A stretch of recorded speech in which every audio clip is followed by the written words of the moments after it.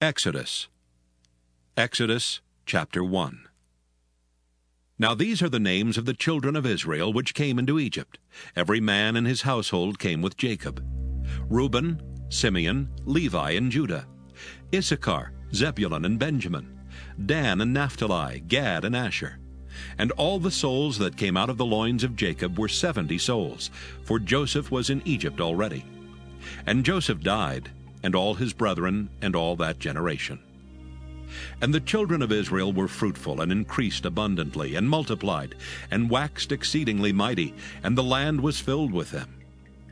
Now there arose up a new king over Egypt, which knew not Joseph. And he said unto his people, Behold, the people of the children of Israel are more and mightier than we. Come on, let us deal wisely with them, lest they multiply, and it come to pass that when there falleth out any war, they join also unto our enemies, and fight against us, and so get them up out of the land. Therefore they did set over them taskmasters to afflict them with their burdens. And they built for Pharaoh treasure cities, Pithom and Raamses. But the more they afflicted them, the more they multiplied and grew, and they were grieved because of the children of Israel. And the Egyptians made the children of Israel to serve with rigor. And they made their lives bitter with hard bondage, in mortar and in brick, and in all manner of service in the field. All their service wherein they made them serve was with rigor. And the king of Egypt spake to the Hebrew midwives, of which the name of the one was Shiphrah, and the name of the other Puah. And he said, When ye do the office of a midwife to the Hebrew women, and see them upon the stools, if it be a son, then ye shall kill him. But if it be a daughter, then she shall live. But the midwives feared God, and did not as the king of Egypt commanded them, but saved the men children alive. And the king of Egypt called for the midwives, and said unto them, Why have ye done this thing, and have saved the men children alive? And the midwives said unto Pharaoh, Because the Hebrew women are not as the Egyptian women, for they are lively, and are delivered ere the midwives come in unto them. Therefore God dealt well with the midwives, and the people multiplied and waxed very mighty. And it came to pass, because the midwives feared God, that he made them houses.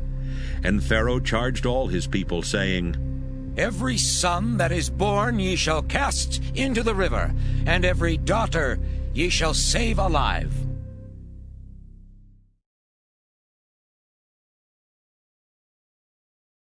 Exodus chapter 2. And there went a man of the house of Levi, and took to wife a daughter of Levi. And the woman conceived and bare a son, and when she saw him that he was a goodly child, she hid him 3 months. And when she could not longer hide him, she took for him an ark of bulrushes, and daubed it with slime and with pitch, and put the child therein. And she laid it in the flags by the river's brink. And his sister stood afar off to wit what would be done to him.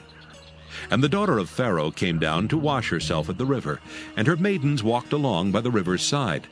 And when she saw the ark among the flags, she sent her maid to fetch it. And when she had opened it, she saw the child, and behold, the babe wept.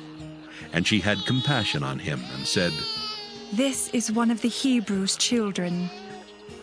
Then said his sister to Pharaoh's daughter, Shall I go and call to thee a nurse of the Hebrew woman, that she may nurse the child for thee? And Pharaoh's daughter said to her, Go. And the maid went and called the child's mother. And Pharaoh's daughter said unto her, Take this child away and nurse it for me, and I will give thee thy wages. And the woman took the child and nursed it. And the child grew, and she brought him unto Pharaoh's daughter, and he became her son. And she called his name Moses. And she said, Because I drew him out of the water. And it came to pass in those days when Moses was grown, that he went out unto his brethren, and looked on their burdens. And he spied an Egyptian smiting an Hebrew, one of his brethren. And he looked this way and that way, and when he saw that there was no man, he slew the Egyptian, and hid him in the sand. And when he went out the second day, behold, 2 men of the Hebrews strove together. And he said to him that did the wrong, Wherefore smitest thou thy fellow? And he said, Who made thee a prince and a judge over us? Intendest thou to kill me, as thou killedst the Egyptian? And Moses feared and said, Surely this thing is known. Now when Pharaoh heard this thing, he sought to slay Moses. But Moses fled from the face of Pharaoh and dwelt in the land of Midian, and he sat down by a well. Now the priest of Midian had 7 daughters, and they came and drew water and filled the troughs to water their father's flock. And the shepherds came and drove them away, but Moses stood up and helped them and watered their flock. And when they came to Reuel their father, he said, How is it that ye are come so soon today? And they said, An Egyptian delivered us out of the hand of the shepherds, and also drew water enough for us and watered the flock. And he said unto his daughters, And where is he? Why is it that ye have left the man? Call him, that he may eat bread. And Moses was content to dwell with the man. And he gave Moses Zipporah his daughter. And she bare him a son, and he called his name Gershom. For he said, I have been a stranger in a strange land. And it came to pass in process of time that the king of Egypt died. And the children of Israel sighed by reason of the bondage, and they cried, and their cry came up unto God by reason of the bondage. And God heard their groaning, and God remembered his covenant with Abraham, with Isaac, and with Jacob. And God looked upon the children of Israel, and God had respect unto them.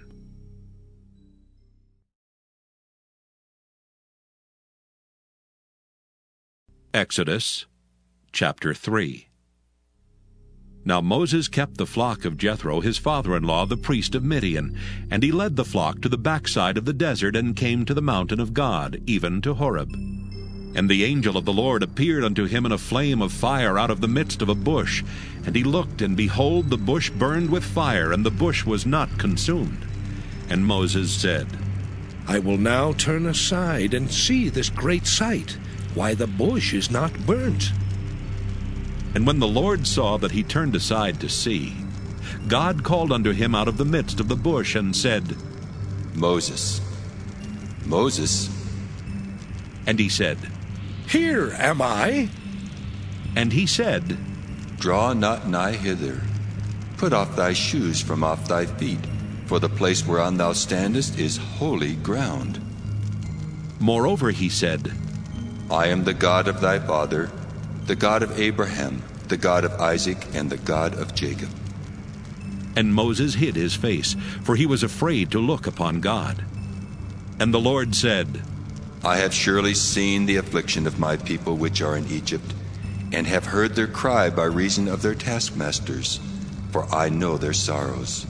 And I am come down to deliver them out of the hand of the Egyptians, and to bring them up out of that land unto a good land and a large, unto a land flowing with milk and honey, unto the place of the Canaanites, and the Hittites, and the Amorites, and the Perizzites, and the Hivites, and the Jebusites. Now therefore, behold, the cry of the children of Israel is come unto me, and I have also seen the oppression wherewith the Egyptians oppress them. Come now therefore, and I will send thee unto Pharaoh, that thou mayest bring forth my people, the children of Israel, out of Egypt. And Moses said unto God, Who am I, that I should go unto Pharaoh, and that I should bring forth the children of Israel out of Egypt? And he said, Certainly I will be with thee, and this shall be a token unto thee that I have sent thee. When thou hast brought forth the people out of Egypt, ye shall serve God upon this mountain. And Moses said unto God, Behold, when I come unto the children of Israel, and shall say unto them, The God of your fathers hath sent me unto you, and they shall say to me, What is his name? What shall I say unto them? And God said unto Moses, I am that I am. And he said, Thus shalt thou say unto the children of Israel, I am hath sent me unto you. And God said moreover unto Moses, Thus shalt thou say unto the children of Israel, The Lord God of your fathers, the God of Abraham, the God of Isaac, and the God of Jacob hath sent me unto you. This is my name forever, and this is my memorial unto all generations. Go and gather the elders of Israel together, and say unto them, The Lord God of your fathers, the the God of Abraham, of Isaac, and of Jacob appeared unto me, saying, I have surely visited you, and seen that which is done to you in Egypt.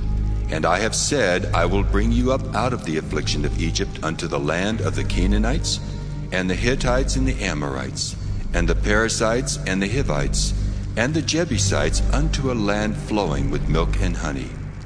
And they shall hearken to thy voice, and thou shalt come, thou and the elders of Israel, unto the king of Egypt. And ye shall say unto him, The Lord God of the Hebrews hath met with us. And now let us go, we beseech thee, 3 days' journey into the wilderness, that we may sacrifice to the Lord our God. And I am sure that the king of Egypt will not let you go, no, not by a mighty hand. And I will stretch out my hand and smite Egypt with all my wonders, which I will do in the midst thereof, and after that he will let you go. And I will give this people favor in the sight of the Egyptians. And it shall come to pass that when ye go, ye shall not go empty. But every woman shall borrow of her neighbor, and of her that sojourneth in her house, jewels of silver, and jewels of gold, and raiment. And ye shall put them upon your sons and upon your daughters, and ye shall spoil the Egyptians.